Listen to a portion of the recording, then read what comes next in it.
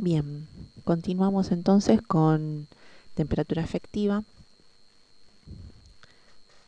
Temperatura efectiva como definición va a ser una determinación empírica de la carga calórica que intercambia el individuo con el ambiente por exposición a diferentes condiciones de temperatura, humedad y movimiento de aire. Es decir, vamos a tener distintas combinaciones de temperaturas, humedad y velocidad de aire que le van a dar determinada característica o van a afectar de determinada manera a la persona. En esta determinación, la temperatura de las paredes no debe ser superior a la del ambiente para que no exista transferencia de calor por radiación. Luego vamos a ver que en el caso de tener radiación se puede corregir, ¿sí?, esta temperatura efectiva con esa temperatura. La escala de temperatura efectiva se basa en el concepto de la termoequivalencia, es decir, que se van a definir como condiciones termoequivalentes cuando cualquiera sea la combinación de los parámetros de temperatura, humedad y velocidad de aire, van a producir sensaciones idénticas o semejantes en la mayoría de las personas que estén expuestas a esas combinaciones. Se toma entonces como condición básica de equivalencia la sensación experimentada en un ambiente con el aire calmo y saturado de vapor. Cuando indique que la temperatura efectiva es de 20 grados centígrados, va a significar que la sensación que experimenta la mayoría de las personas es la misma que le provocaría un ambiente en el que el aire está a 20 grados centígrados, calmo.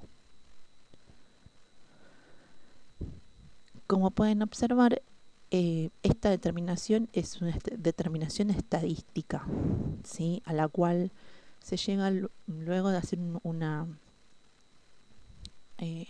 experiencia con un grupo de personas a diferentes condiciones climáticas y donde se registra las sensaciones que tienen estas personas. Entonces, la temperatura efectiva va a tener dos determinaciones diferentes. Una la vamos a llamar escala de temperatura efectiva normal, donde las personas están vestidas normalmente y se utiliza la carta para aire en movimiento. Es decir, vamos a tener movimiento de aire.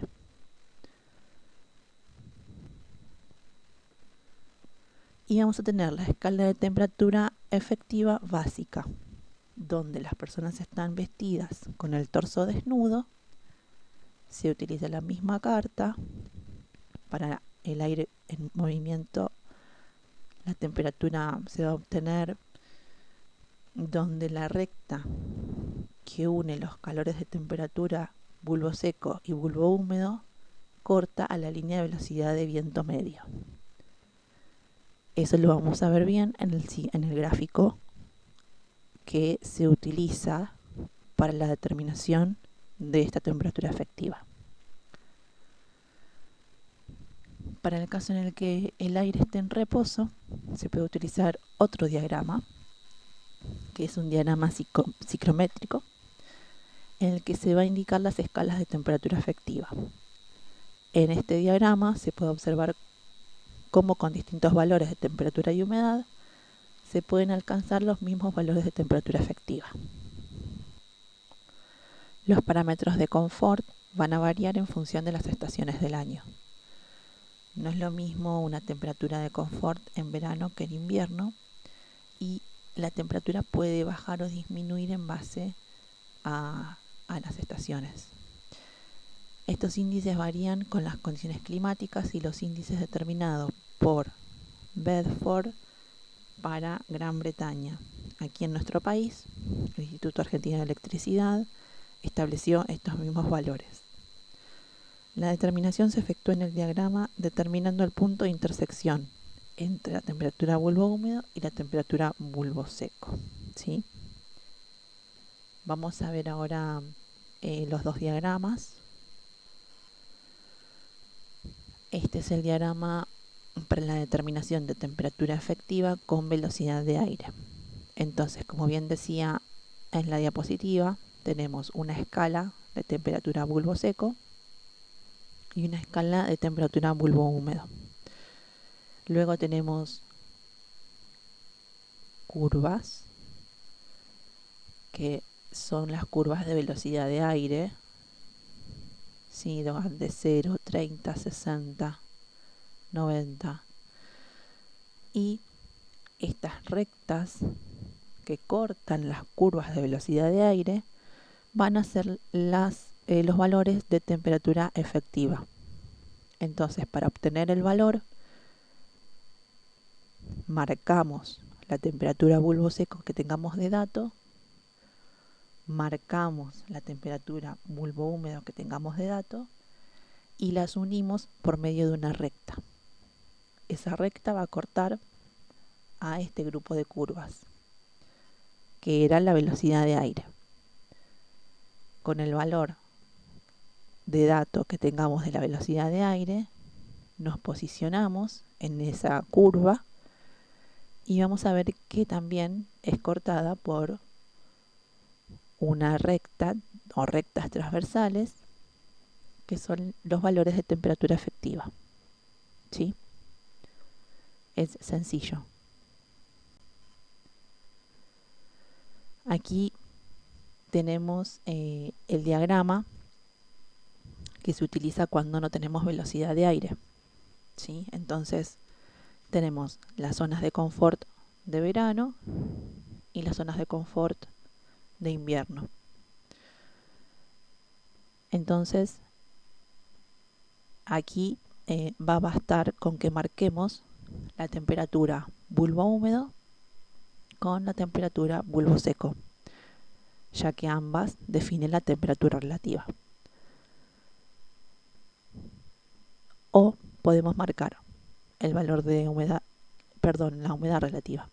O podemos marcar un valor de humedad relativa con alguna de las temperaturas, o la temperatura bulbo seco o la temperatura bulbo húmedo. Aquí abajo tenemos los valores de escala de la temperatura bulbo seco en grados centígrados, y aquí tenemos la escala de la temperatura bulbo húmedo. Entonces, uniendo ambas, vamos a encontrar el punto de la temperatura efectiva, ¿sí? Que van a estar dadas en estos sectores, ¿sí? Estas son las zonas de confort, o sea que nosotros deberíamos estar dentro de estas zonas, ¿sí? O sea, estas son las escalas y aquí están marcadas las zonas. Tenemos la zona de confort de invierno y la zona de confort de verano, ¿sí? Fíjense que en los lugares donde están punteados tenemos la línea de confort máximo invierno y línea de confort máximo verano, ¿sí? Verano, invierno. Entonces nos deberíamos estar manejando en esta zona.